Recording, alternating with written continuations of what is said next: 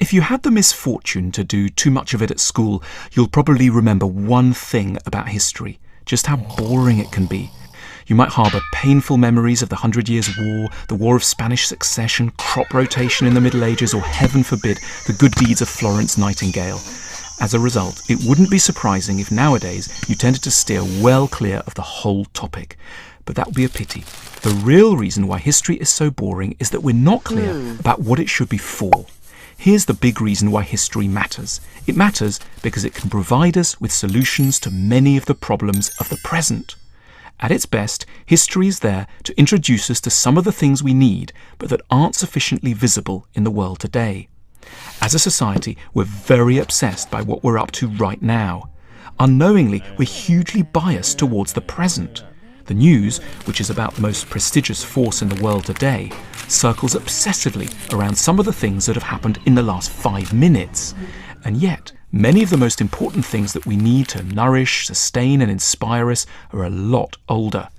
What we nowadays need, above all else, are good ideas, and history is full of them. Imagine you're dissatisfied with aspects of contemporary capitalism. It might help hugely to read about the history of the Levellers, a group of English radicals writing and acting between 1645 and 1650. Or if you question what the point of going on holiday is, you might dramatically enrich your thoughts by considering the history of pilgrimage, especially the motives which people had for trekking off to visit distant shrines. History teaches us that things can change. People haven't always been as they are now, materialistic and work-obsessed, unable to build nice architecture, over-concerned with being connected or hung up on being absurdly thin. There's an annoying saying that goes, "Those who don't know history are doomed to repeat it."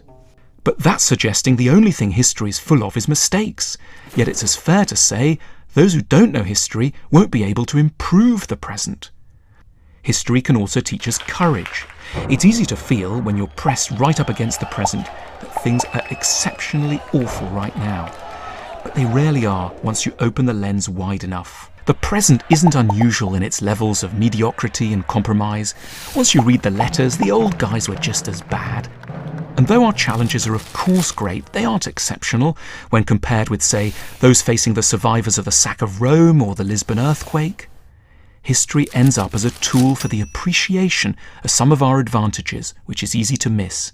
It can teach us to judge our society against other societies rather than against our ideals. Of course the European Union has problems, but the Habsburg Empire had them too, and many more. Our governments are deeply imperfect, but there have been worse. Traffic is terrible, but so was the siege of Leningrad. History can console. Getting clearer about what history is for should change how the subject is taught. In the future, we should treat history a bit like a doctor treats a medicine cabinet. Before diving into history, we'd first have to work out what was wrong with us, what we were lacking in the here and now.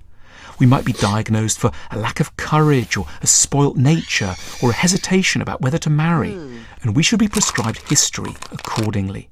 For their part, historians themselves should get clearer about what problems in the present they're trying to solve. They should explicitly aim to tell us things about the past that can help us with issues of today. Not the past for its sake, but the past for our sakes. Good history should always mean history with solutions or consolations for today. Now that could be interesting.